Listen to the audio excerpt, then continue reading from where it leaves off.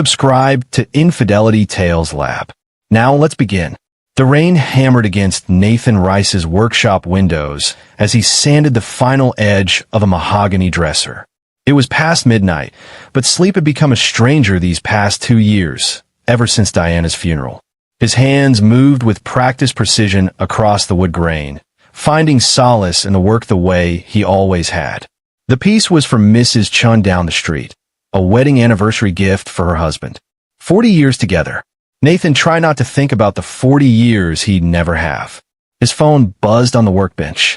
He nearly ignored it, assuming it was another spam call, but something made him glance at the screen. Megan, his 11-year-old daughter. His everything. The text made his blood turn cold. Daddy, Grandpa is taking me somewhere. I'm scared. Don't believe what they tell you. Nathan's hand froze, sawdust falling from his fingers. Another message appeared. Please, Daddy, I don't know where we're. The message cut off. He was calling her number before his mind could fully process the words. Straight to voicemail.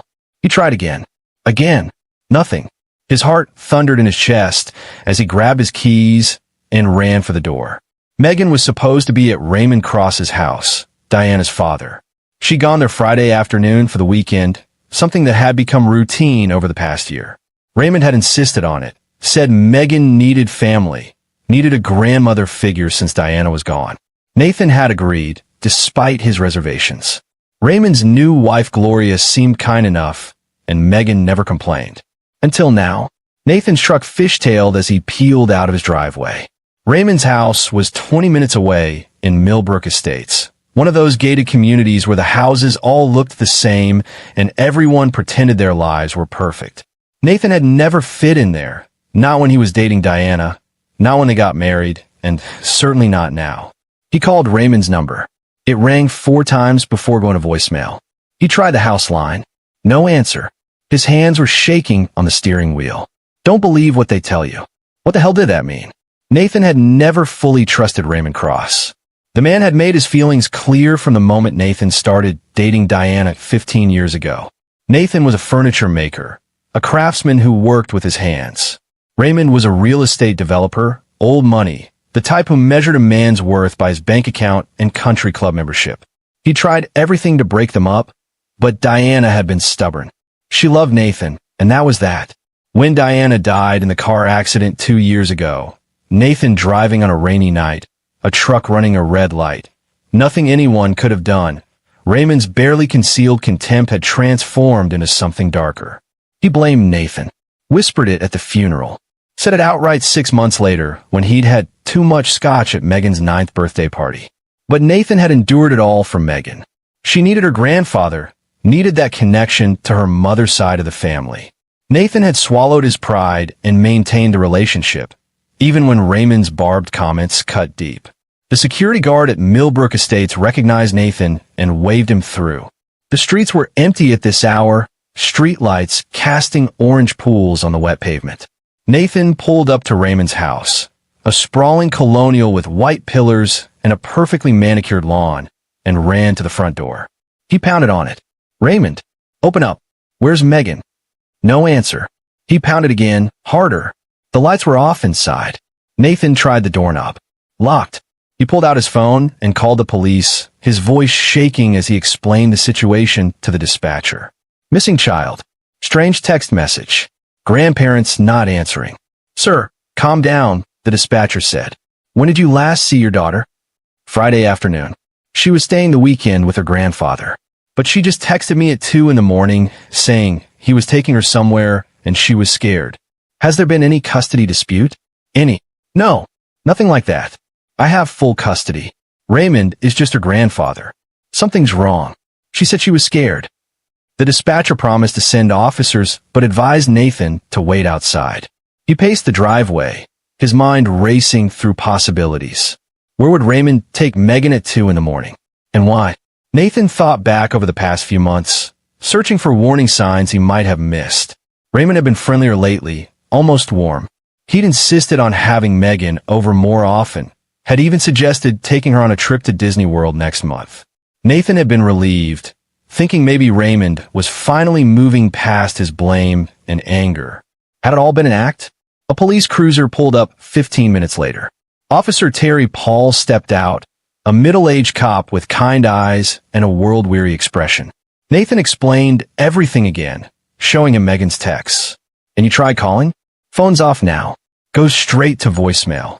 Officer Paul knocked on the door, harder than Nathan had, announcing himself. Still nothing.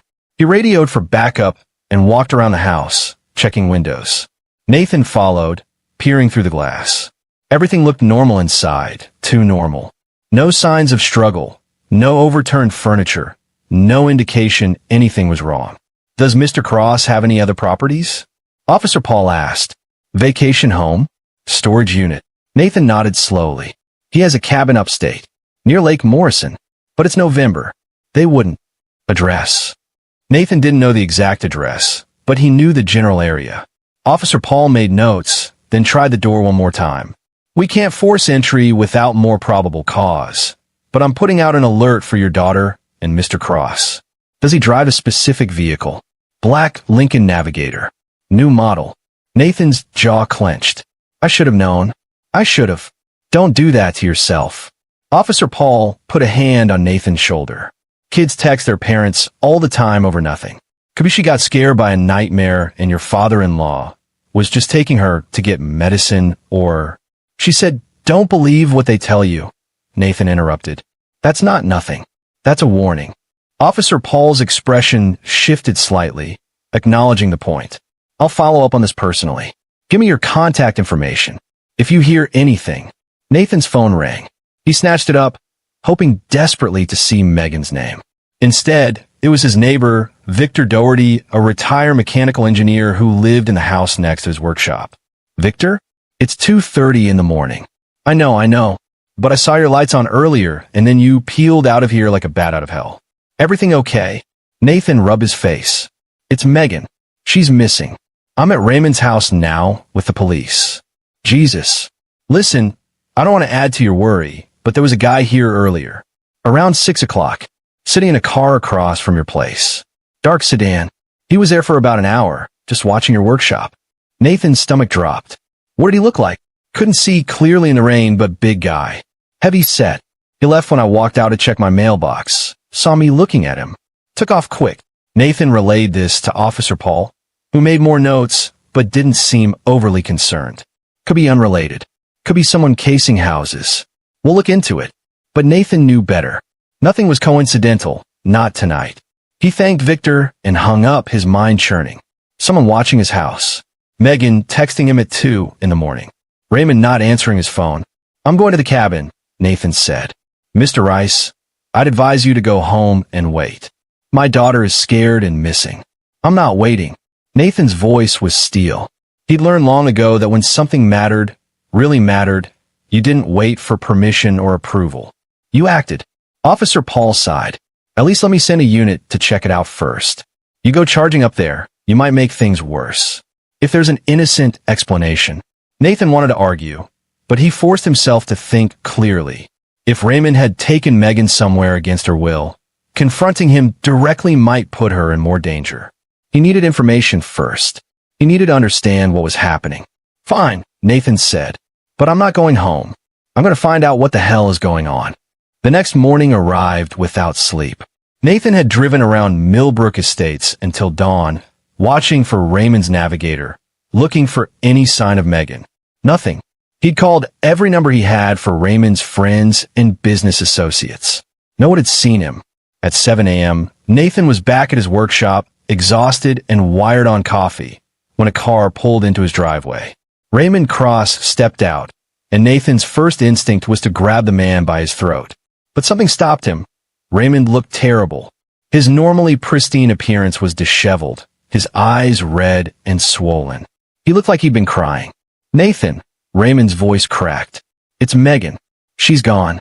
Nathan was out the workshop door in 3 strides, grabbing Raymond by his expensive jacket. Where is she? What did you do? I didn't. We didn't. Raymond's face crumpled. She ran away last night. Around 2 in the morning. Gloria and I were asleep. We woke up and she was just gone. We've been searching everywhere. I didn't want to call you until we found her. Didn't want you to panic, but we can't find her. Nathan, We can't find her anywhere. Nathan shoved him backward. You're lying. She texted me. She said you were taking her somewhere. What? No, Raymond pulled out his phone with shaking hands. Look at the time. 2:47 a.m. That's when Gloria woke me up because Megan's bedroom door was open.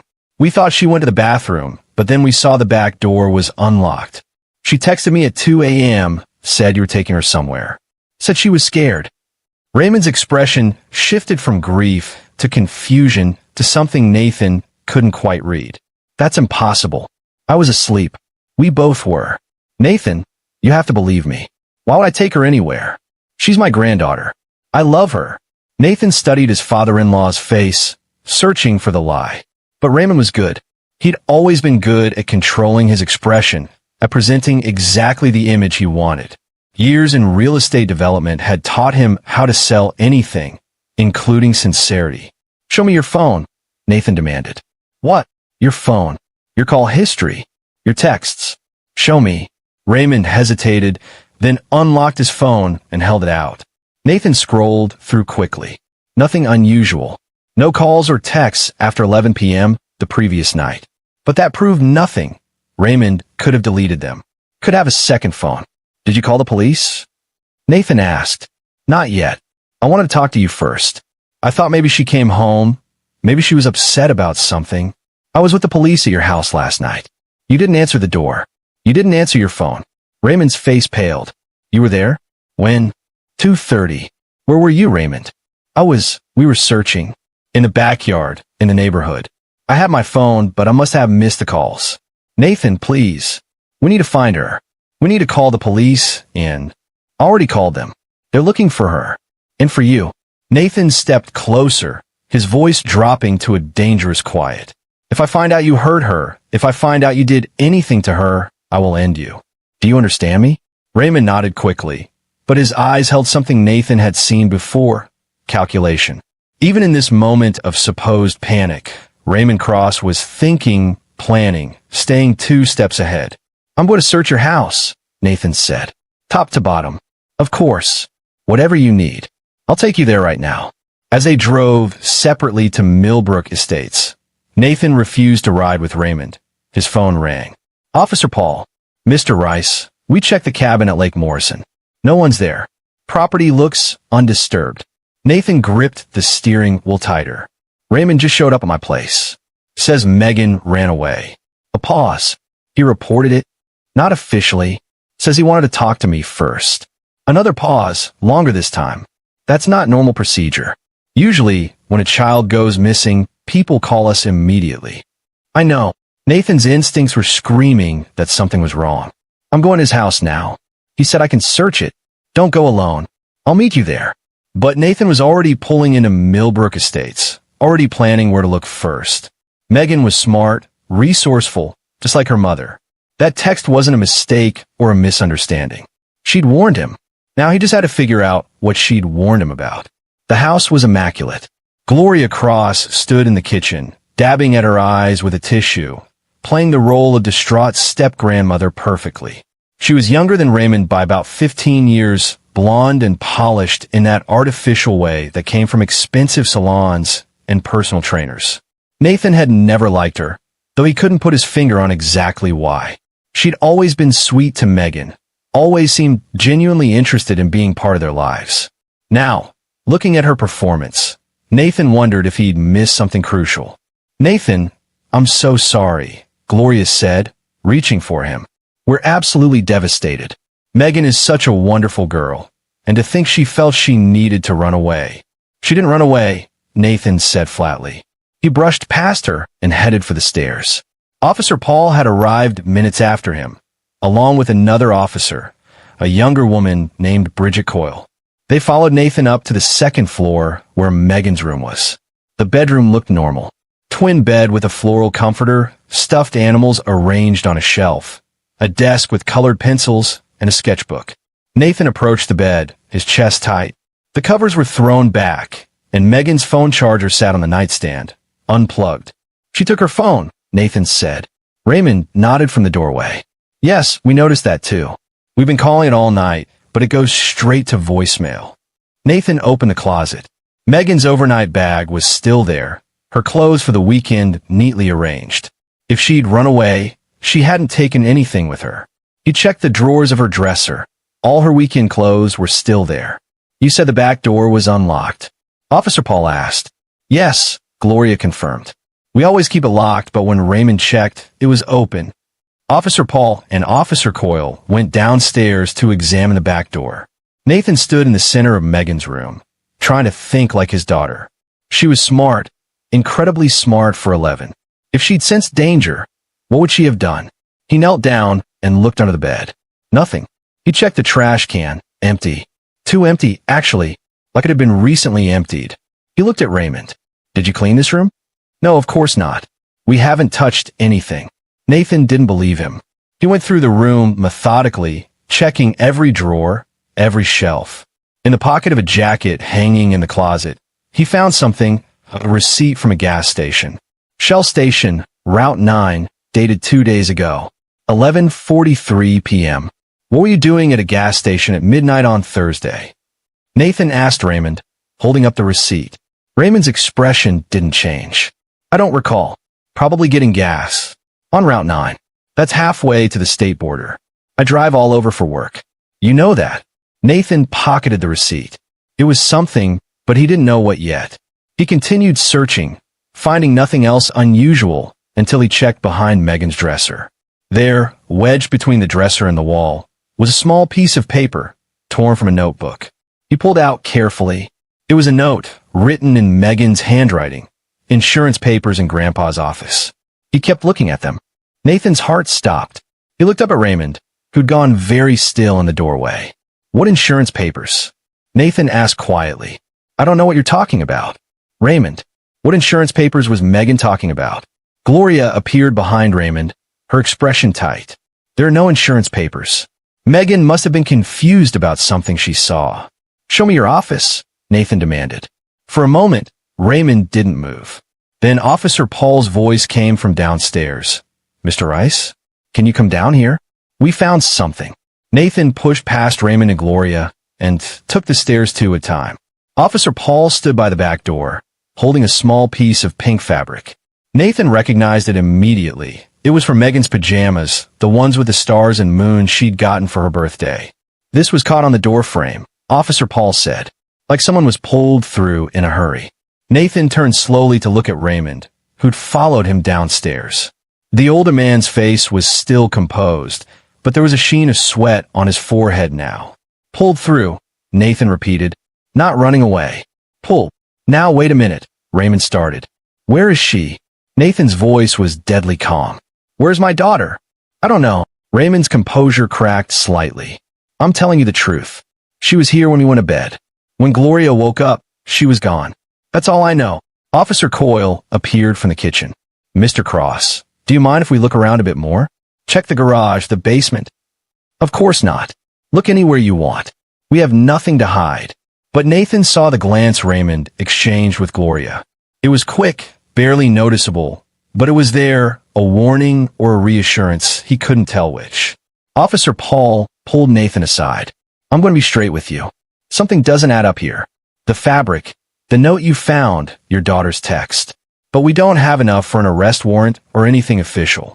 Best I can do right now is treat this as a missing person case and keep investigating. He knows where she is, Nathan said through clenched teeth. Maybe, but we need proof. Hard evidence. Officer Paul lowered his voice. Go home. Let's do our job. And if you find anything at all, you call me first. Don't confront him. Don't do something that'll land you in jail and help him get away with whatever this is. Nathan wanted to refuse, wanted to tear this house apart until he found what Raymond was hiding. But he forced himself to think strategically.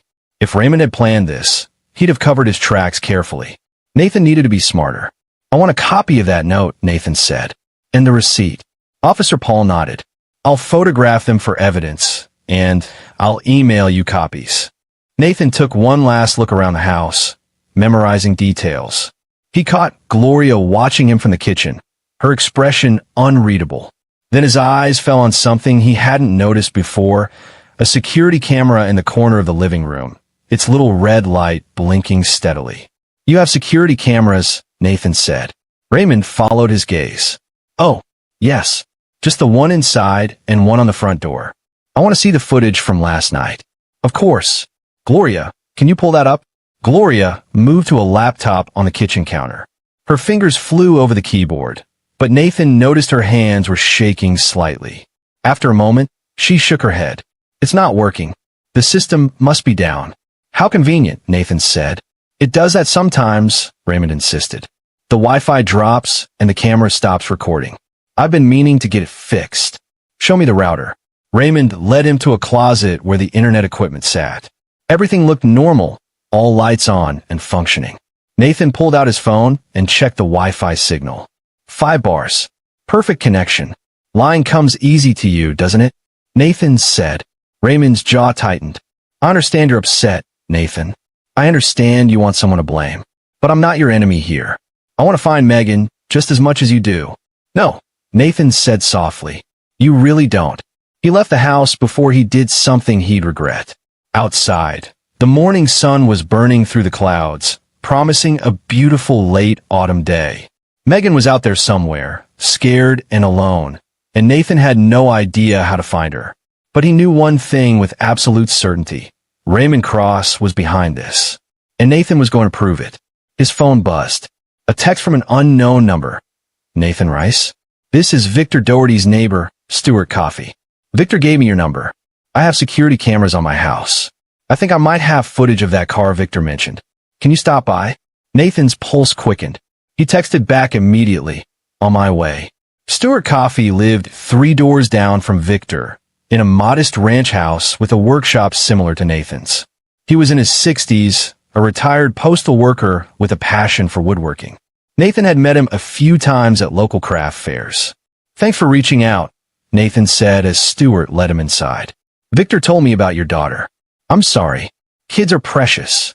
Stuart moved to his computer, where multiple screens showed feeds from various security cameras around his property. I keep these running because I've got expensive equipment in my garage. Anyway, I pulled up yesterday evening around the time Victor mentioned. He clicked through the footage, fast-forwarding until he reached 6 p.m. A dark sedan appeared on screen, parking across the street with a clear view of Nathan's workshop. The camera angle wasn't perfect, but it was good enough to make out details. Can you get a plate number? Nathan asked. Stuart zoomed in, enhancing the image. The plate was visible, though slightly grainy. Nathan wrote down the number, his hands steady despite the adrenaline coursing through him. Did you see the driver? Nathan asked. Stuart nodded and advanced the footage. About an hour into the surveillance, the driver got out of the car briefly to stretch. He was a large man, maybe 6'2" and 250 pounds, wearing a dark jacket and jeans. His face was visible for just a moment as he looked up and down the street. Nathan didn't recognize him. Any idea who that is? Stuart asked. No, but I'm going to find out. Nathan pointed at the timestamp. This was 4 hours before Megan texted me. You think it's connected? I know it is. Nathan asked Stuart to email him the footage, then headed back to his truck. He sat behind the wheel, staring at the plate number. Officer Paul could run it, but that would take time. Nathan needed answers now.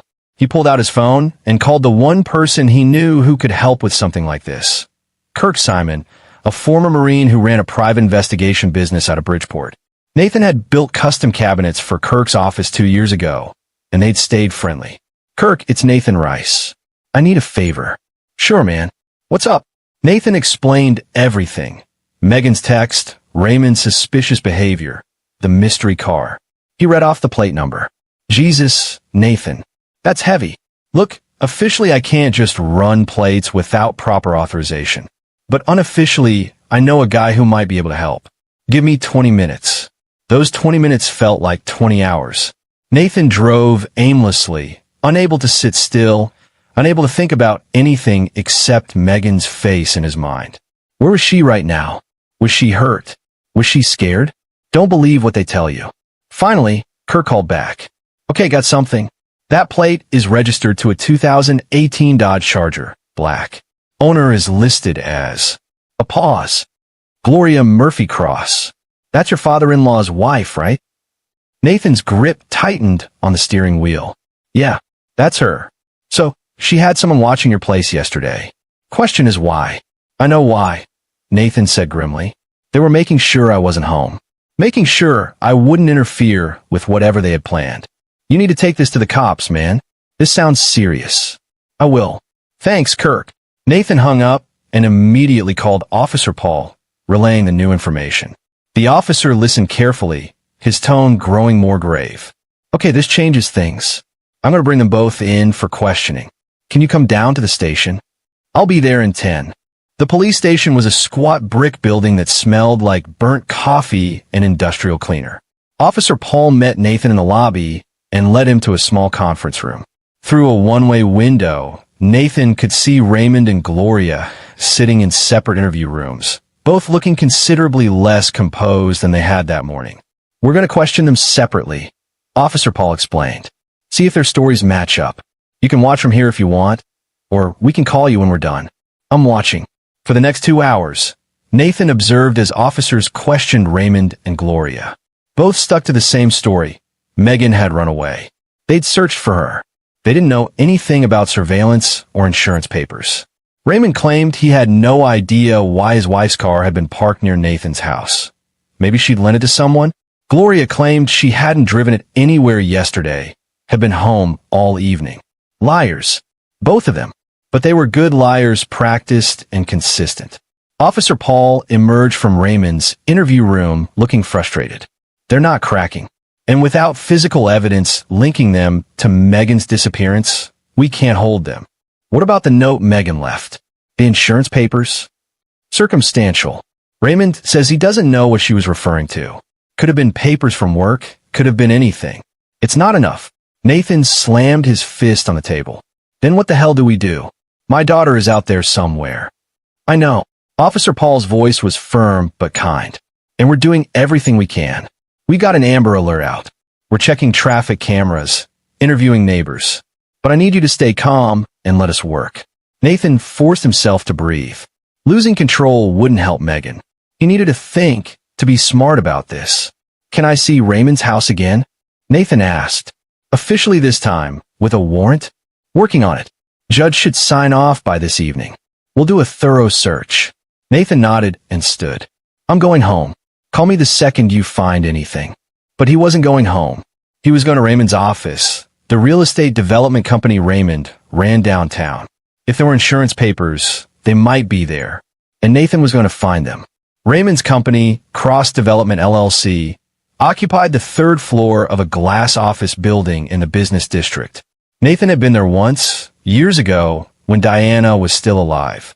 He remembered thinking it looked like every other soulless corporate office. Gray cubicles, motivational posters, the smell of microwaved lunches.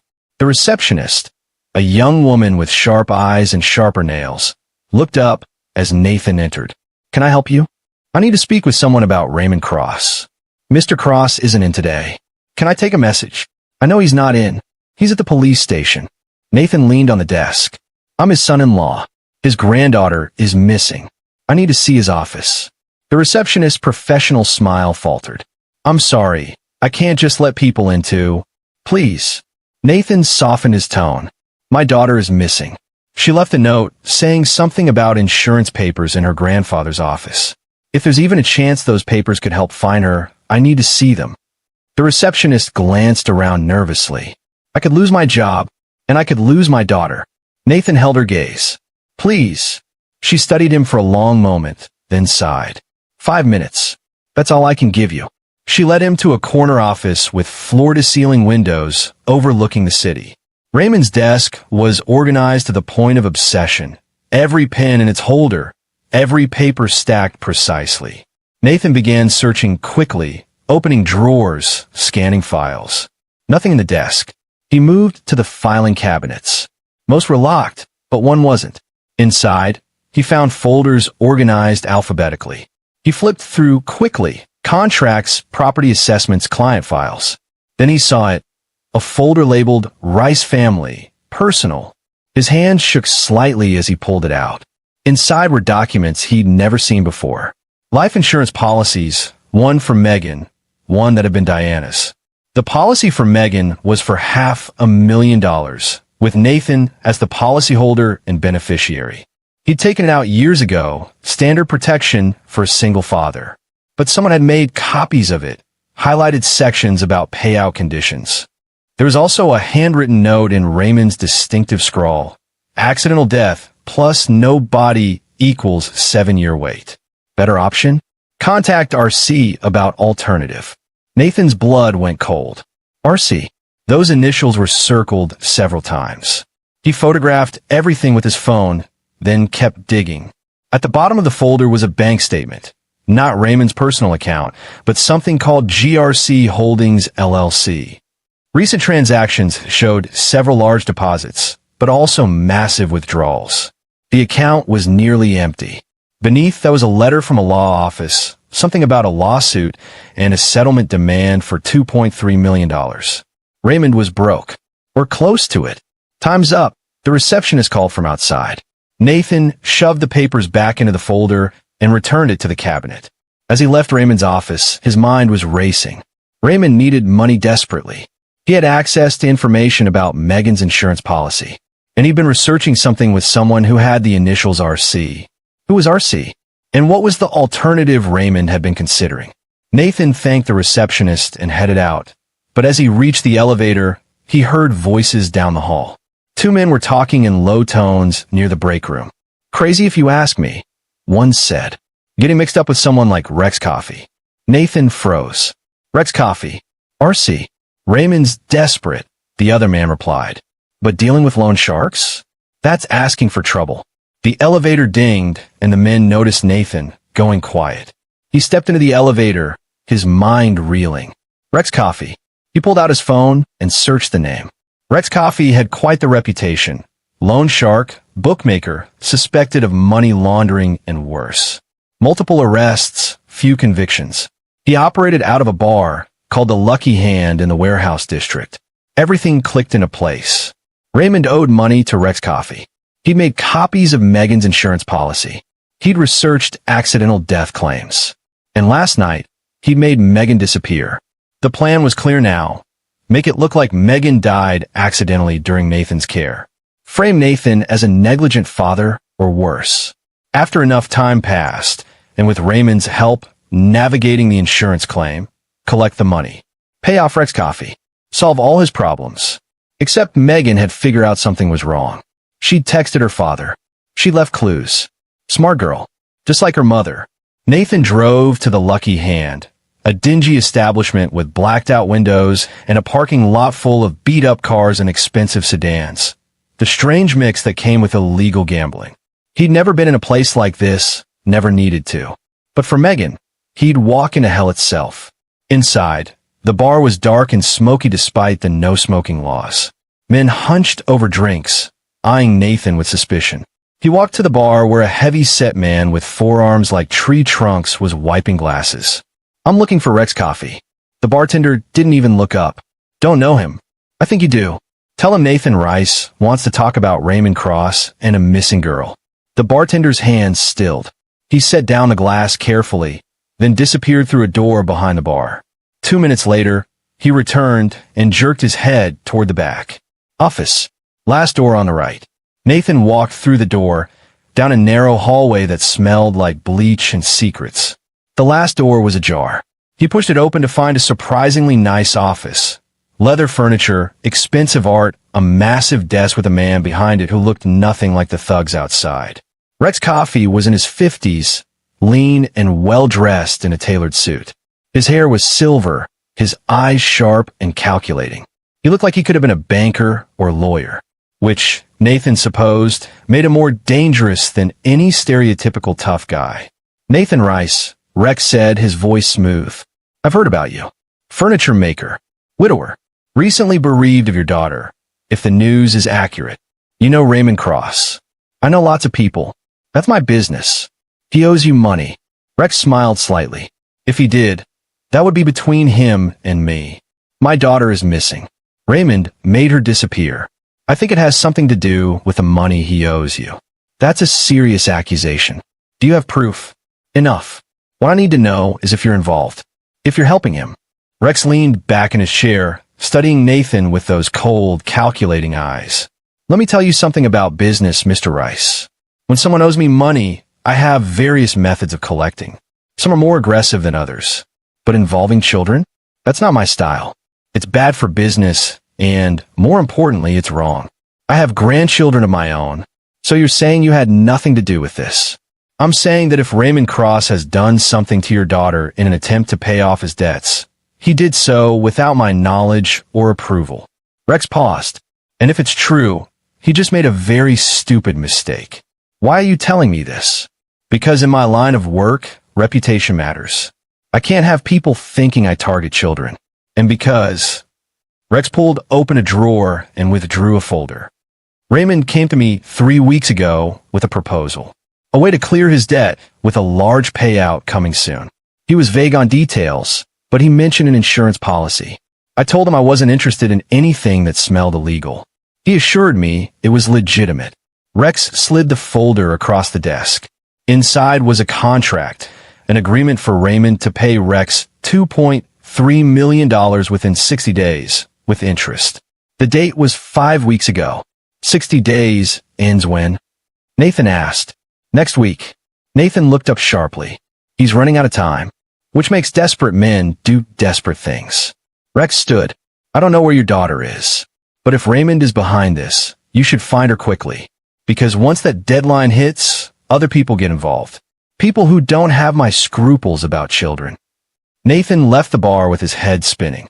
The pieces were falling into place, but he still didn't know where Megan was. Raymond had planned this carefully, hidden her somewhere. But where? His phone rang. Officer Paul, we got the warrant. We're at Raymond's house now. You need to get here. Did you find her? Not yet. But we found something else. Nathan broke every speed limit getting back to Millbrook Estates. Police cars filled Raymond's driveway, their lights flashing. Officer Paul met him at the door, his expression grim. We found the security camera footage, he said. Raymond was lying about the system being down. Gloria deleted the files, but our tech guy recovered them. He led Nathan to a laptop set up on the kitchen counter. A police technician clicked play on a video file. The timestamp read 1:47 a.m. The footage showed the living room and part of the hallway. For a moment, nothing happened. Then Raymond appeared, walking quietly down the stairs. He was fully dressed, not in pajamas. He moved purposefully, checking his watch. At 1:52 a.m., he climbed the stairs again. 2 minutes later, he came back down, this time carrying Megan. She was awake, her eyes wide with fear, but she wasn't fighting. Her mouth was moving. She was talking, pleading. Raymond had his hand over her mouth. Nathan's hands clenched into fists. On the screen, Raymond carried Megan to the back door and disappeared from view. We checked the outdoor cameras too, Officer Paul said quietly. They show him putting her in the Navigator and driving away. The cameras stopped recording at 2:11 a.m. That's when Gloria shut down the system. Where did he take her? We're tracking the Navigator's GPS now. It was turned off manually, but we could see its last location before it went dark. Officer Paul pointed to a map on another screen. A storage facility off Highway 17. Units owned under various LLCs. We're getting warrants for all of them now. Nathan was already heading for the door. Which facility? I'm going. Nathan, wait. But Nathan didn't wait. He was in his truck and speeding toward Highway 17 before Officer Paul could stop him. The storage facility was 20 miles away, and every second felt like an eternity. He tried calling Megan's phone again, knowing it was futile but unable to stop himself. Voicemail. Always voicemail. Hang on, sweetheart. Daddy's coming. The storage facility was a sprawling complex of metal buildings and chain-link fences. Nathan skidded to a stop at the gate, but it was locked. He looked around frantically, then spotted a gap in the fence about 50 yards down where kids had clearly cut through to use the place as a hangout spot. He squeezed through and ran into the facility. Rows upon rows of storage units stretched out before him. Which one? How would he know? He pulled out his phone, about to call Officer Paul, when he heard something, a faint sound like metal banging. It came from the left, toward the back of the facility. Nathan ran toward the sound, his heart pounding. He passed numbered units. 147, 148, 149. The sound got louder. Someone was kicking metal, rhythmically, desperately. Unit 158. The padlock was closed, but not clicked shut. Nathan yanked it off and threw open the door. Megan was inside, tied to a chair with duct tape over her mouth. Her eyes went wide when she saw him, and tears started streaming down her face. Nathan rushed to her, pulling the tape off as gently as he could and working at the ropes binding her wrists. "It's okay, baby. I've got you. You're safe now." Megan sobbed into his shoulder as soon as she was free, her small body shaking. Nathan held her tight, relief washing over him so intensely he thought his legs might give out. "Did he hurt you?" Nathan asked, pulling back to look her over. She had some bruises on her wrist from the ropes, but otherwise seemed physically okay. "I'm okay, Daddy. I was so scared," Grandpa said. "He said he was taking me somewhere safe, but I knew something was wrong. He was acting weird all night, kept checking his phone. I pretended to be asleep, but I heard him and Gloria talking. They said something about money and insurance, and that everything had to happen tonight. You did so good texting me, sweetheart. So good. My phone died right after. I tried to yell, but Grandpa put his hand over my mouth and said if I made noise, something bad would happen to you. I didn't know what to do." Nathan hugged her again, fury and love warring inside him. Raymond had threatened her into silence, using Nathan as leverage. The man was going to pay for this. Sirens approached in the distance. The police had finally arrived. Nathan carried Megan out of the storage unit and toward the entrance. Officer Paul pulled up just as they emerged, his face a mixture of relief and anger. "Is she okay? Do we need an ambulance?" "I'm okay," Megan said, though she kept her face buried in Nathan's shoulder. "I just want to go home. We need to take her to the hospital first, just to be sure," Officer Paul said gently. "And we'll need her statement about what happened." 2 hours later, after doctors had examined Megan and confirmed she was physically unharmed, after she'd given her statement to child services specialists, after Nathan had called his own mother and Diana's sister to tell them Megan was safe, they finally left the hospital. Raymond and Gloria had been arrested. They'd found evidence in Raymond's office and house, detailed plans, burner phones, communications with someone named Terrence Warren who turned out to be the man in the dark sedan. He was hired muscle, someone Raymond had paid to watch Nathan's house and be ready to help if things went wrong. The full plan had been even more sinister than Nathan had imagined. Raymond was going to keep Megan hidden for several days, then stage an accident that would make it look like she died during Nathan's care, a fall, maybe, or a drowning. With Nathan blamed and possibly arrested, Raymond would swoop in as the grieving grandfather, help navigate the insurance claim, and collect the money. Megan would have been killed once the insurance paid out. All because Raymond Cross couldn't accept his own failures, couldn't live with his debts, and couldn't see a child as anything more than a means to an end. But Megan had been smarter. She'd sensed danger and warned her father. She'd left clues. She'd survived. Nathan sat in his workshop that night, Megan asleep in his bed upstairs because she didn't want to be alone. The mahogany dresser still sat unfinished on his workbench. He'd complete it tomorrow or the next day. Tonight, he just needed to breathe and know his daughter was safe. His phone buzzed. A text from Kirk Simon. "Heard the news. Glad you found her. By the way, thought you should know, Rex Coffee put the word out. Anyone who helped Raymond is officially blacklisted in the underground. They don't go after kids. Justice one way or another." Nathan almost smiled. Raymond would go to prison, but even there, he wouldn't be safe. Men like Rex Coffee had long reaches, and there were some rules even criminals held sacred. Hurting children was at the top of that list. But prison wasn't enough. Nathan needed more. Not just for himself, but for Megan.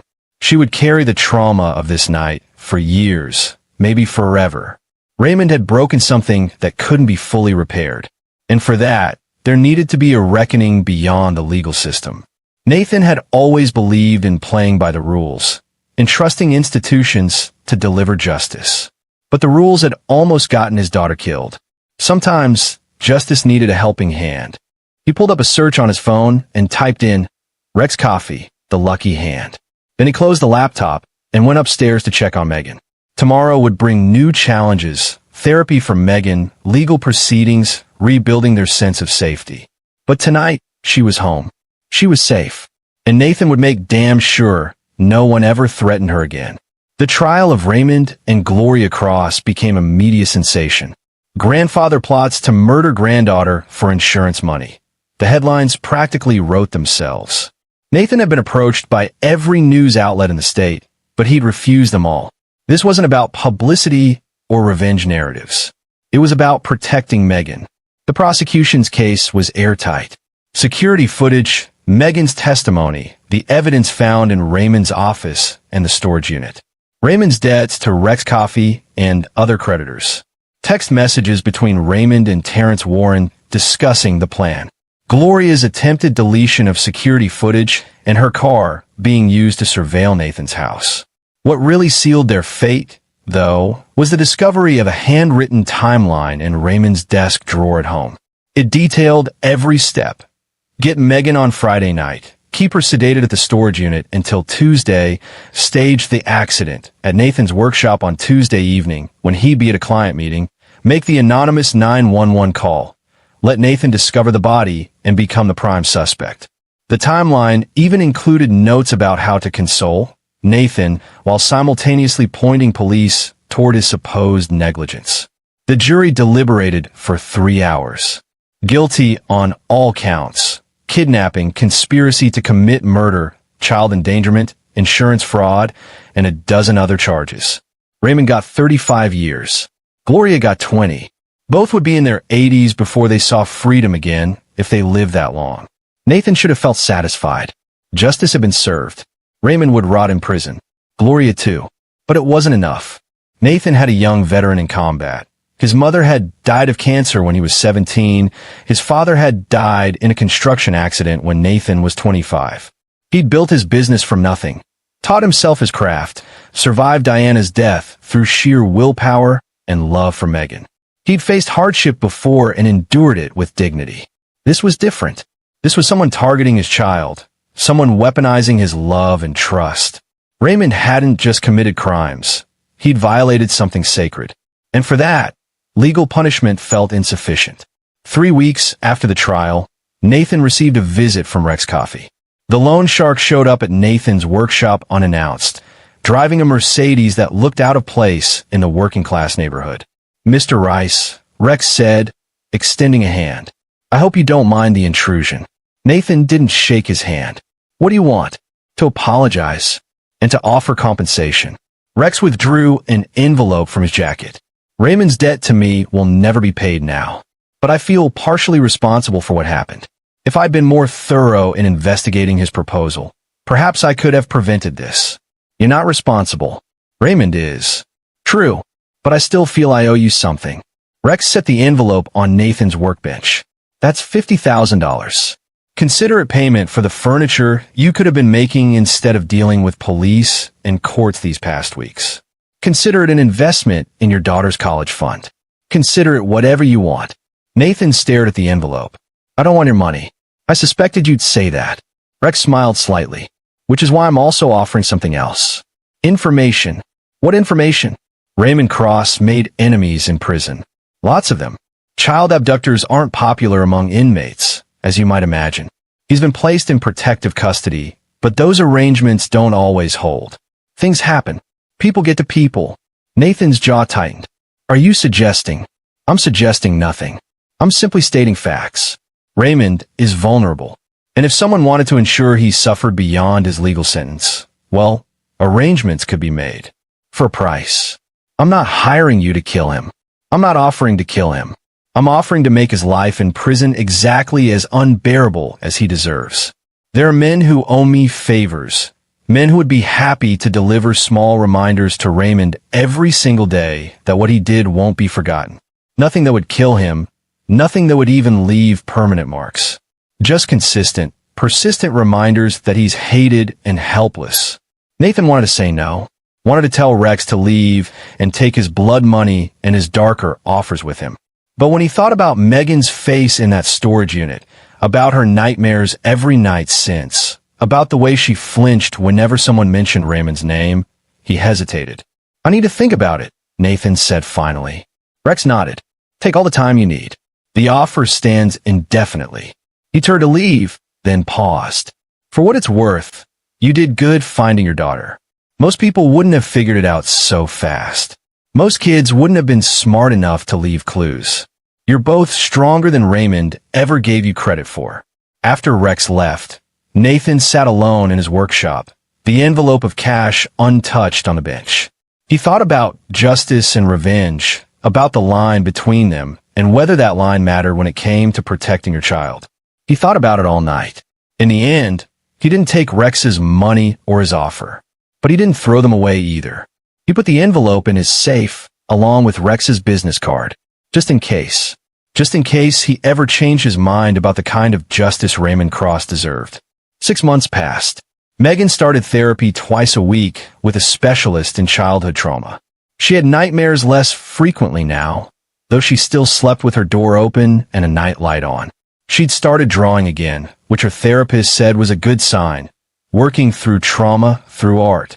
Nathan threw himself into his work, taking on bigger commissions, building his reputation.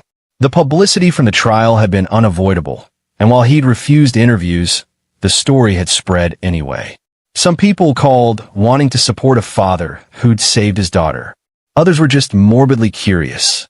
The furniture he made during this time was some of his best work.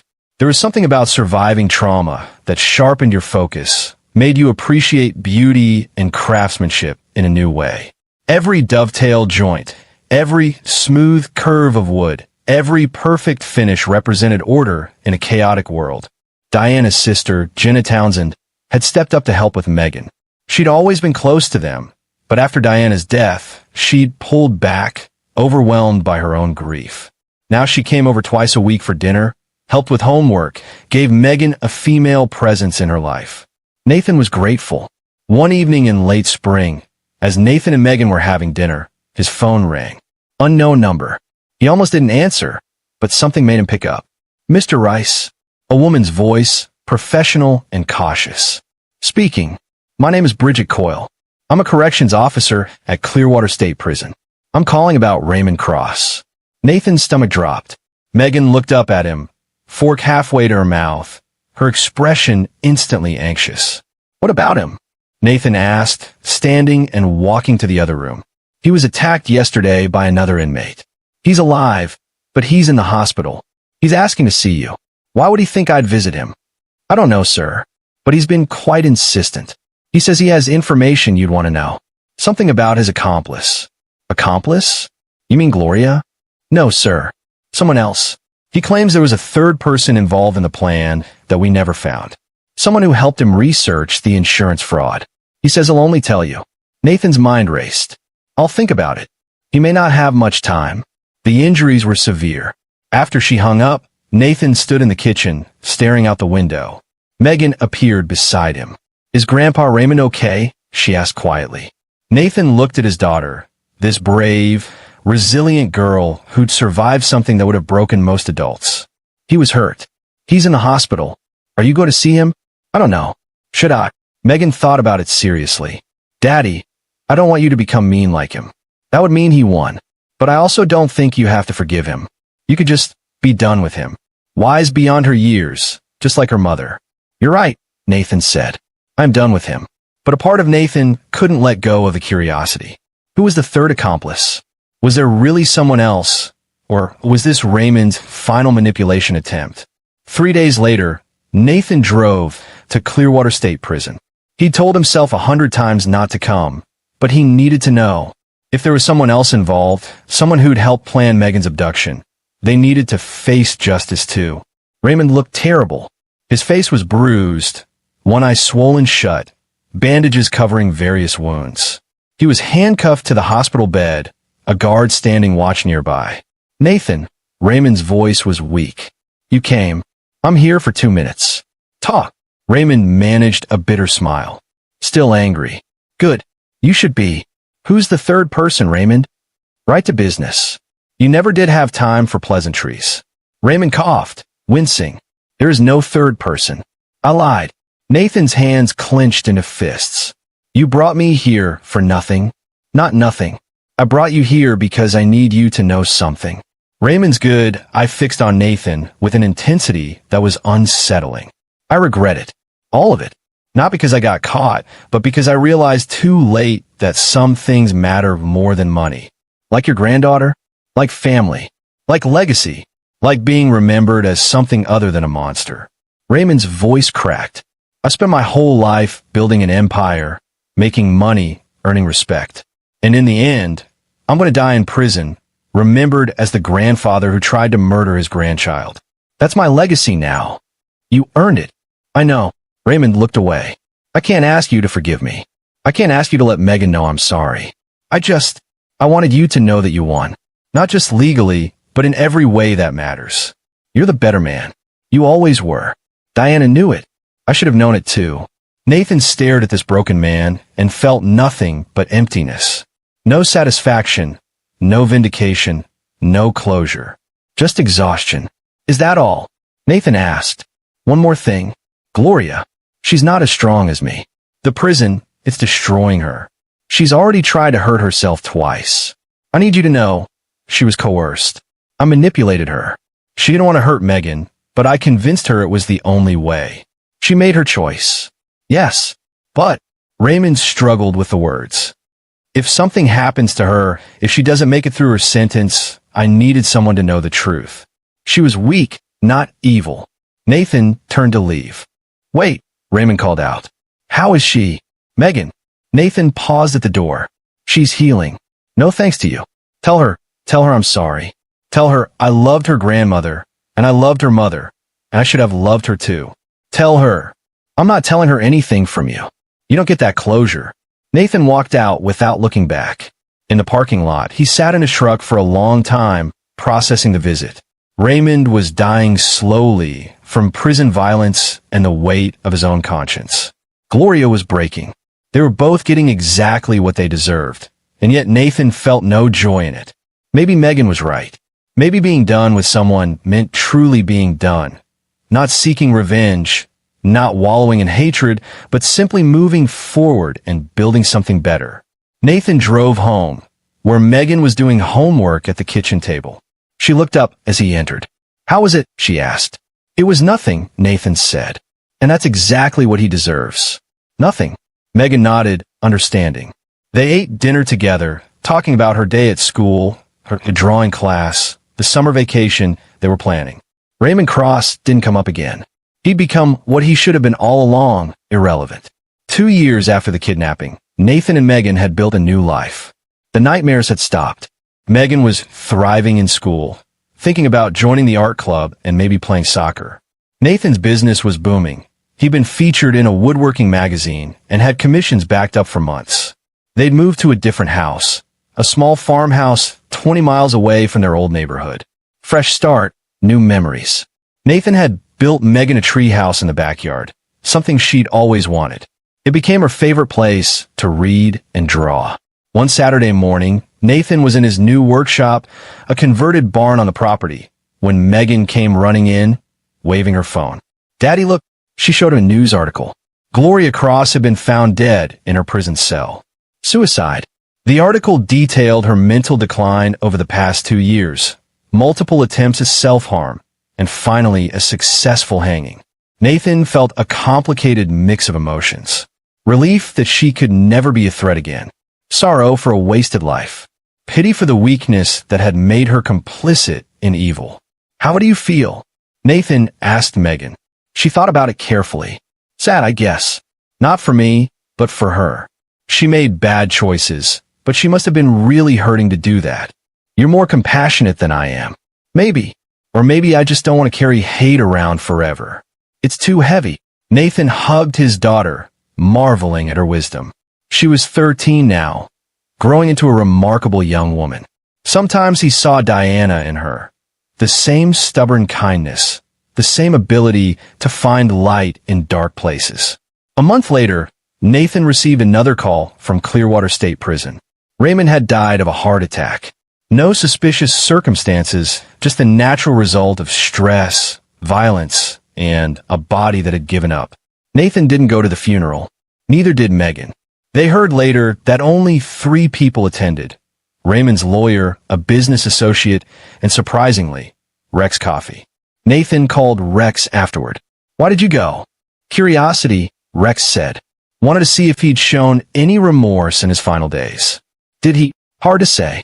The chaplain gave a nice speech about redemption and second chances. But empty coffins make for empty words.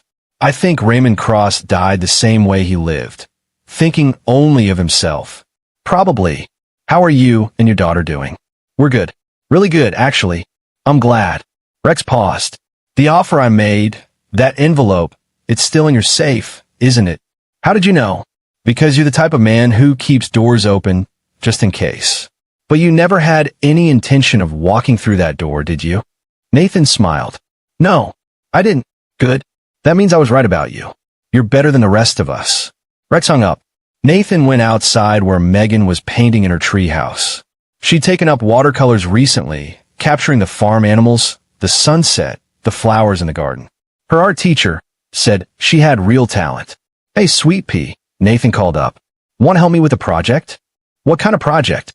"I'm building a rocking chair for Mrs. Chin's new grandbaby. Thought you might want to help with the design." Megan climbed down, paint smudged on her cheek. They walked to the workshop together, father and daughter, survivors of darkness who'd chosen light. In the workshop, Nathan pulled out the envelope from his safe, the one Rex had given him 2 years ago. He'd never opened it, never counted the money. Now he showed it to Megan. "What's that?" she asked. "Money from someone who felt guilty about your kidnapping. I've been holding on to it, not sure what to do with it." "Well, we're not keeping it," Megan said firmly. "It's like blood money or something." Nathan smiled. "Exactly what I was thinking. So where should it go?" Together, they researched organizations that helped families of kidnapped children, groups that provided therapy and support. They found one called Second Chance, founded by a woman whose daughter had been abducted and murdered 20 years ago. Now she dedicated her life to helping other families survive similar traumas. Nathan donated the entire $50,000 anonymously. He didn't want recognition or praise. He just wanted the money to do some good in the world, to turn something tainted into something helpful. The rocking chair he and Megan built together became one of his finest pieces. They carved flowers into the armrests, daisies, Diana's favorite. Mrs. Chun cried when she saw it, said it was too beautiful to use. "That's the point of making beautiful things," Nathan told her. "To be used and enjoyed, not locked away. Beauty is meant to be lived with." Life continued. Megan got into the art club and did join the soccer team. Nathan expanded his workshop, hired an apprentice, a young woman named Claire Green who just graduated from design school and wanted to learn traditional craftsmanship. Business was so good that Nathan was able to set aside money from Megan's college fund, enough that she'd graduate debt-free no matter where she went. 3 years after the kidnapping, Nathan received one final letter related to Raymond Cross. It came from Raymond's former attorney, informing Nathan that Raymond's estate, what little remained after debts were settled, had been divided among his creditors. But there was one item specifically left to Megan, a photo album Diana had made as child. Nathan examined the album carefully before showing it to Megan, making sure there was nothing manipulative or cruel hidden inside. But it was genuine, just pictures of Diana growing up, her handwriting in the margins noting dates and memories. Raymond must have kept it all these years. "Do you want this?" Nathan asked Megan. She flipped through it slowly, seeing her mother's face at various ages. "Yeah," she said softly. "I don't have to forgive Grandpa Raymond to appreciate memories of Mom." Wise girl. I learned from the best. That night, Megan added the album to her collection of Diana's things. A few pieces of jewelry, some letters, photos from their wedding. Raymond's final gesture didn't redeem him, but it gave Megan one more connection to her mother, and for that, Nathan was grateful. As Nathan tucked Megan into bed that night, she looked up at him with those serious eyes that had seen too much, survived too much. "Daddy, do you think people can really change? Like become better?" "Some people can," Nathan said honestly. "But it requires wanting to change, working hard at it, and accepting real consequences for what you've done." Raymond couldn't do that. He only regretted getting caught, not what he did. What about Gloria? I think Gloria regretted everything. But regret without action is just guilt, and guilt can be its own prison. So we're lucky. How do you mean? We gotta move forward. We gotta build something new instead of being trapped in what happened. Nathan kissed her forehead. We're very lucky. And very strong. After Megan fell asleep, Nathan went back to his workshop. He had a commission for a dining table, but instead, he found himself working on something else. A small jewelry box made from the leftover mahogany from that dresser he'd been working on the night of the kidnapping. He carved Megan's name on the lid, along with a butterfly, symbol of transformation. When he finished it 3 days later, he gave it to her. What's this for? Megan asked. For keeping important things safe. Memories you want to hold on to, dreams you're working toward, pieces of yourself that matter. Megan opened the box. Inside, Nathan had placed a letter he'd written to her, sealed in an envelope marked "Open on your 18th birthday." In it, he'd written everything he wanted her to know about strength, resilience, survival, and how proud he was of the person she was becoming. Thank you, Daddy. Thank you, sweetheart, for being brave, for trusting me, for fighting to survive. We did it together. And that, Nathan realized, was the real victory. Not Raymond's downfall or Gloria's death or the justice system's verdict. The real victory was standing here with his daughter, whole and healing and moving forward. The real victory was refusing to let trauma define them. Raymond Cross had tried to destroy their lives, had planned to kill Megan and frame Nathan, had weaponized love and trust for profit. But he'd failed, not just because he got caught, but because he'd underestimated the strength of a father's love and a daughter's courage. In the end, Nathan didn't need elaborate revenge or vigilante justice. The best revenge was living well, loving deeply, and building something beautiful from the wreckage. Every piece of furniture he made, every night Megan slept peacefully, every morning they woke up safe and together. That was the revenge. That was the victory. Raymond Cross died forgotten and hated, his legacy one of betrayal and greed. Nathan Rice lived on, respected and loved, his legacy one of craftsmanship, devotion, and survival. Sometimes justice came from courtrooms and prisons. Sometimes it came from simply refusing to be destroyed. Nathan chose the latter, and in doing so, he won. 5 years after the kidnapping, Megan graduated high school with honors. She'd been accepted to several prestigious art schools and chose to attend the Rhode Island School of Design. Nathan had never been more proud. On her last night before leaving for college, they sat on the porch of the farmhouse, watching the sunset paint the sky in oranges and purples. Are you going to be okay without me? Megan asked. I'm going to miss you terribly, Nathan admitted. But I'll be fine. This is what we worked for. You growing up, spreading your wings, becoming whoever you want to be. I've been thinking about what happened a lot lately. 5 years ago, with Grandpa Raymond. You don't have to. I know, but I want to talk about it. Megan turned to face him. I used to have nightmares about what would have happened if I hadn't texted you. If I just stayed quiet like you told me to. But you didn't stay quiet. You trusted your instincts. Because you taught me to. You always said if something feels wrong, it probably is. Don't ignore that feeling. Megan smiled. You saved my life by teaching me to trust myself. Nathan's throat tightened with emotion. You saved your own life by being smart and brave. We saved each other, Megan corrected. And that's the thing I want to remember. Not the bad parts, not the fear, but how we got through it together. How we didn't let it break us. That's a good thing to remember. I'm going to be fine, Daddy. At school, in life, all of it. Because you show me how to survive hard things. You show me that bad people don't get to win. Not if you refuse to give up. Nathan hugged his daughter, this remarkable young woman who'd survived trauma that would have destroyed many people. She hadn't just survived, she'd thrived. And watching her drive away to college the next day, Nathan realized that was the greatest revenge of all. Raymond had tried to take everything from him. Instead, Nathan had raised a daughter who was stronger, kinder, and more resilient than Raymond could have ever imagined. That was his legacy.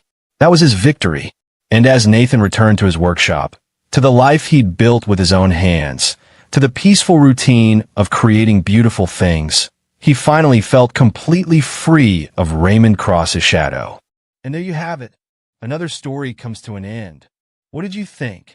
I'd love to hear your thoughts in the comments below. If you enjoy this story, consider joining our community by subscribing. It means the world to us. For more stories like this one, check out the recommended videos on screen. And I'll see you there.